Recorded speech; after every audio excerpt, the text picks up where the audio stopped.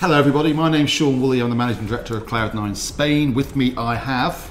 Dominic, I'm the Sales Director here. And Emma Kavanagh, Business Development Manager. Very pleased to have them on board, even though it is a little bit early in the morning. Thank you for having us, Sean. That's quite alright. Anytime, Dominic. Today we are going to be talking about two areas of the Costa del Sol, one of which is very well known, one of which is not the new kid on the block, but certainly attracting a lot more attention from certainly our clients.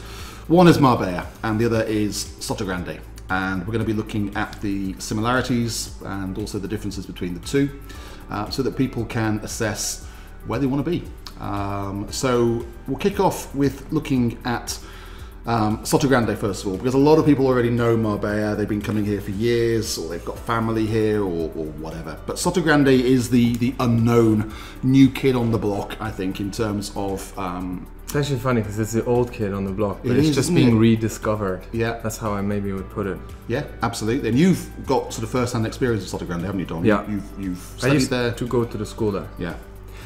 And speaking of that, if you may, I'll start. Yeah. I used to go to the school in Sotogrande, which was fantastic. The school was with friendly kids, they were more down to earth, but you have to consider this was probably like 15 years ago. And what I realized that I had to take the bus every morning to school from Marbella to Sotogrande and from Sotogrande back. I was commuting. And when you commute on a daily basis, having to be in Marbella and working, for instance, or living in Sotogrande, it's quite a pain. Even though it's only half an hour. Yeah, even though it's only half an hour.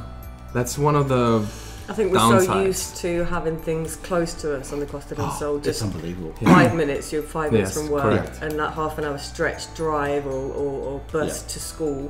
In England, that would be nothing, That would would it? be nothing. No, I used to People in London, like an hour commute, that's fine. I used to commute 45 minutes to get Yeah. to London. You're right. Did you go? Did you go? Such No, a but headache. here you're right. 10 minutes is like a chore, isn't it? Yeah. So we have got it very lucky here, and yeah, Sotogrande. Just to give you a bit of context, Sotogrande has four distinct quarters to it. The first one is the harbour, which most people know. Sotogrande 4. It's a lovely, pretty marina with a selection of bars and restaurants, and also residential accommodation, and a lot of big boats.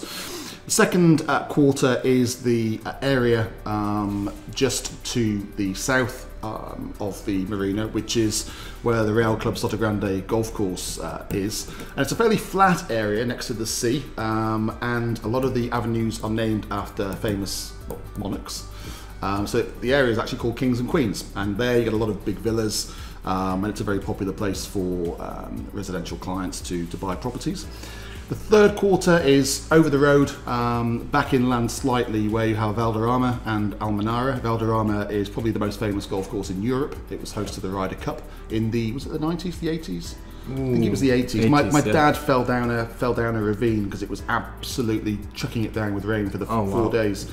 Yeah, and he broke his leg or something. You're Only kidding, my dad really? could do that. He fell out of a loft once. Anyway, so Valderrama, Almenara, and they with Sotogrande and La Reserva, which we're going to talk about in a second, they form the sort of golden triangle of golf courses. So if you are a golfer and you haven't been to Sotogrande to play golf, you really need to get yourselves down there. And then the final quarter is the one that's being developed at the moment, which is La Reserva Sotogrande, which is a golf resort with its own private beach. And also a lot of plots, a lot of land for sale. So they're the four distinct quarters of Sotogrande. But I've always said about Sotogrande with clients that if you like, I mean this is sort of over the last 10 or 15 years, before I saw the light, that if you like horses, boats and golf, it's the place for you. Correct. But if you like anything else, then it's not. And maybe I was a little bit quick off the mark with that, because it is a paradise. If you like sailing and you like golfing and you like equestrian stuff, it's the capital of polo in Europe. All the royals pitch down there. Whenever they need to get out the public eye, they go down to Sotogrande. And it's quiet and secluded without being too much. It is. Yeah. It is. The best. The CEO of La Reserva Sotogrande once said to me, and this kind of summed it up, that in Marbella, the mask comes up. And in Sotogrande, the mask comes down, so people tend to be able to breathe and be themselves and not worry about things. It's less pretentious, would you say that? It is, absolutely. But I'll just quickly, for those who are listening and don't have any clue of this, you said it has its own beach club in the mountainside. Would you like to elaborate that? No, it was one of the first things that the new owners of La Reserva Sotogrande did. Was they came in and they wanted to create. Well, they wanted to be a world-class resort. They wanted to be the best resort in Europe. They have a couple of competitors, worthy competitors. One is La Zagaleta, which we've spoken about on other videos, and the other one is Quinta do Lago in Portugal. And they want to be better than those. And they're going the right way about it, but they realised that they needed to create something utterly unique. Yeah. So what they've done is they want to create a family environment where people feel safe, secure, and they don't need to exit the resort. Yeah. And one of the first things they thought was, let's bring the beach inland. Kind of disruptive, wouldn't you say? Because you wouldn't presume that there would be a beach club somewhere in the mountains. So that brought a lot of attention to So La Reserva. they wanted to create a beach inland so that people didn't have to leave the resort. Which is beautiful, by the way. I went last year and it was just amazing. Yeah. Absolutely amazing. Yeah. Very cool. Yeah. But what they did was they made it a sandy-bottomed lagoon. Now, if you actually think about that, think about what's involved with that. So it's not just a plastic tub. No. It's actually a sandy. So you It's feel quite strange, yeah. It's almost like it's the new day out at the beach, Yeah, to be it honest, is. And without it's- having to go to the beach. without all the nonsense, without all the the salty sand. Yeah. And the fish in there. And the fish And the crabs. Yeah, and the sharks. Yeah. Anyway, It's safe. Yeah. so it's beautiful. It's got a beautiful sort of Chiringuito style restaurant. It's got things for kids to do. It's got like ice cream huts and, And hot water dog sports huts. and water kayaking sports. and It really is amazing. windsurfing, yeah. And La Reserva's intention is to create an utterly private resort. Eventually, when they build out the resort and there's enough residents on site, this will hopefully, in their eyes, become a private facility. So you have the golf course, the beach club. They've got tennis facilities there. They're going to have equestrian facilities. So they're also thinking about having driverless cars from Google and all. Yeah. So there's a lot of thought going into this, and it's going to become an amazing place. So that is one of the. You'll see adverts if you go down to Sotogrande. You'll see adverts all over the place for La Reserva. So that is kind of the one area under development at the moment, which is attracting a lot of attention. But in terms of our own clients' experience, what feedback have we had from them about the differences between the two areas? Would you say, Emma? I think we have two different types of clients, people who really know Marbella and clients that also are open to being introduced to different areas. So if we had a client that knows and loves Marbella, we may also take them down to Sotogrande just for a day out to see how they find that experience. because a lot more people are asking about Sotogrande, aren't Yeah. they? We've noticed it in our business, certainly over the last 12 months. I mean, you've been here a long time. You worked in Marbella exclusively, didn't you? I don't Yeah. think you'd ever been to Sotogrande apart from that year at school. Yeah, exactly. So I used to primarily focus on the Golden Mile Yeah. and anything within the Golden Mile. So we'll come to the Golden Mile in another podcast in case you guys want to hear more about it. So for me, Sotogrande was always off limits. Yeah. Would you say that? Off You just limits? couldn't be bothered, could you? Yeah, I couldn't be bothered. It's far away, and I thought not much Half an is hour. happening there. Yeah, half an hour. Commuting is horrible.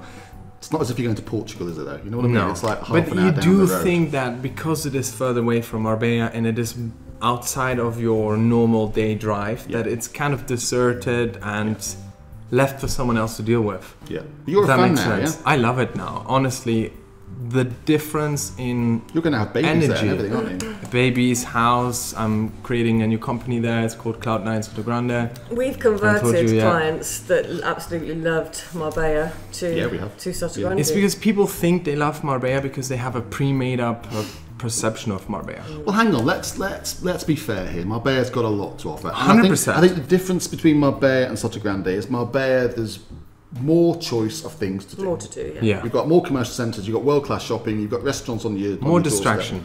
More distraction. Yeah. I think what we've noticed is a lot of clients going down to Sotogrande and buying are people. It's kind of serious money. So it's not people who want to go out on the Raz every night. Yes, they want to go for nice dinners and nice drinks and stuff like that, but they don't want to be out till 4 a.m. It's not that kind of scene. So we found that it's attracted a lot of people who've been in business, either their own businesses or working for big corporations who've now made a pot of cash and they just want to chill out. And that's why if you go down to Sotogrande, you'll see it's got a nice vibe, hasn't it? But it's kind of a grown-up vibe and serious people. Like a mature vibe. And Mature going out. to Marbella would be a day out. Yeah, it's a day out, and that's how they treat it in Sotogrande. Because, and they say that when they come back to Sotogrande, they feel like, oh, Yeah, Yeah. we're home. Relieved. yeah. So they go to Porto Banús, they do a shopping, they do lunch, they may take the kids to see a film in the afternoon, but then they Correct. go back to Sotogrande, and it's like, oh. I mean, just to also give insight of the vibe and the spirit, right? The Porto Banús, you have yachts for like 100 million. You have sheikhs coming in the biggest yachts, the all motor yachts. They have what coming? Yachts. Oh, sheikhs. Sheikhs. Oh, sheikhs. Sheikhs. It's all the same. No, you say I sheikhs? thought you were swearing. No. Careful. Sheikhs, man.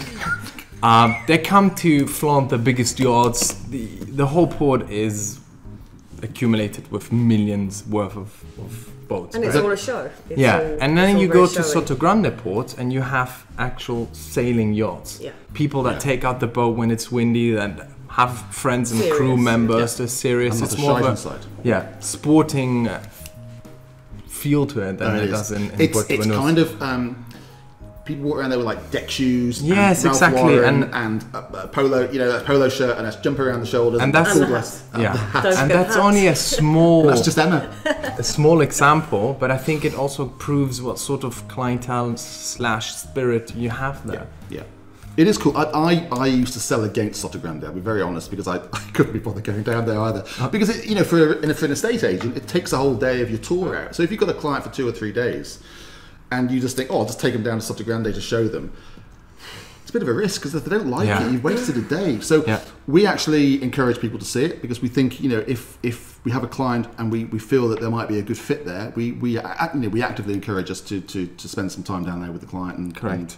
And it works because it is a different area, and people are often, even if they don't buy there, they're actually really pleased that they've seen it and that we've shown them another side of the Costa del Sol. Now, we spoke a lot about Sotogrande, and I think you feel more secluded there. Would you say so? Yeah. Yeah. However, in Marbella, once you start knowing Marbella, you can find your niche, your little areas to go. You can hide, you can be secluded, but then you still have the choice. And I think that's the difference as well. That if you are in Marbella, you can be secluded, calm. But if you choose to go out, have a great time, party, drink, there's just more things at your disposal. You don't need to drive 30 minutes. I think also Marbella has become so big now because it's kind of extended one way and the other. I mean, I live in Los Flamingos, and sometimes we think of ourselves as Marbella, but they're posh like that. They're not. They're not. But it's almost, it extends to Estepona, of doesn't course. it? So I think that's the other thing. And just one more thing as well, which I think is the big difference for me. You notice when you're in Sotogrande how much available land that there is. Like I always think it feels spacious. That's the you're like, I can breathe.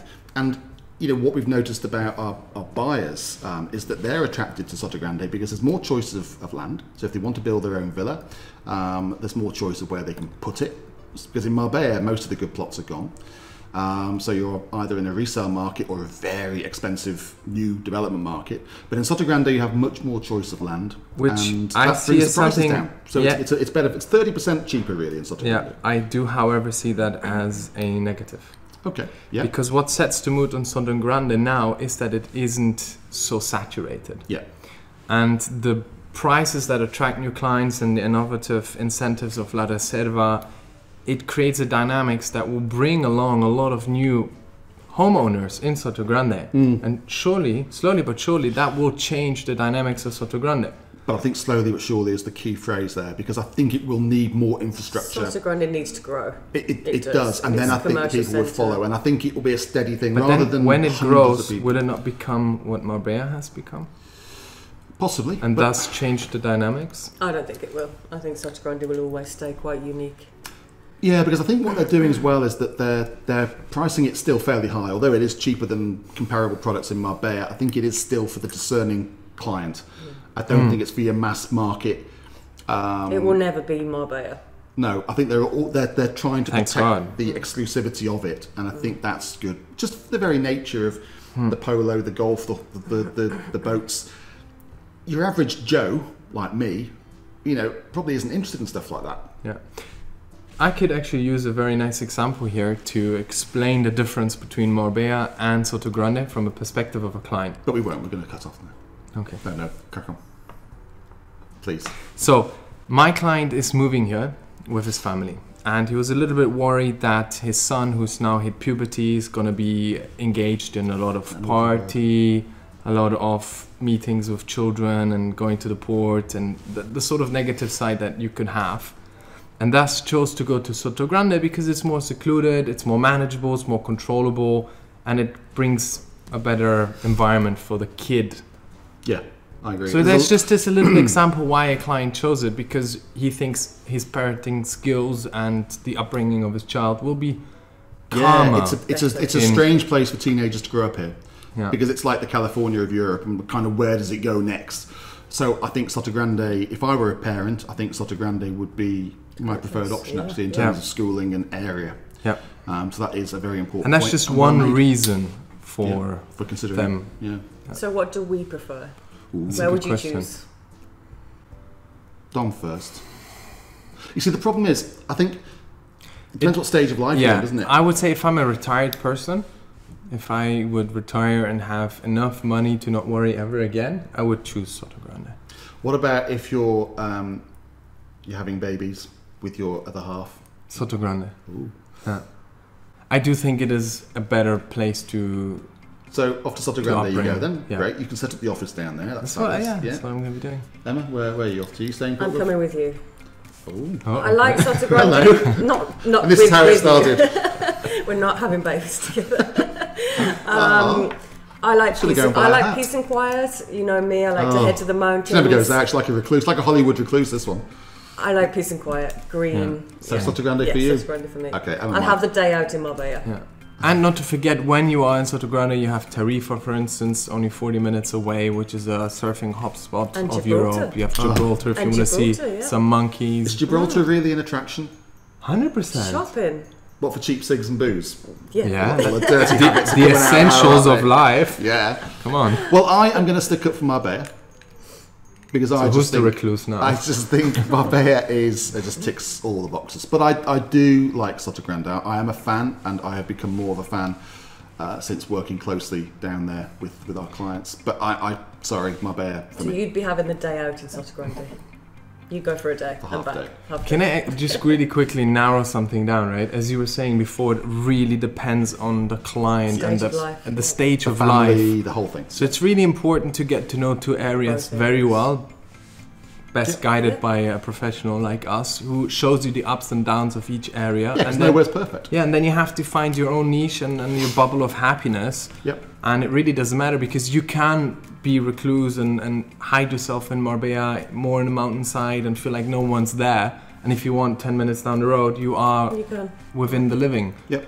So it really depends. So it's very important to know that. Good. You should study it. Okay, that's it for now. Otherwise, we are going to slowly bore you to death. Yeah. Or If we bored haven't and already tortured. done that. We've probably already done that. I hope you're still alive. And we will see you next time. Thanks for joining us. Thank you. Thank you.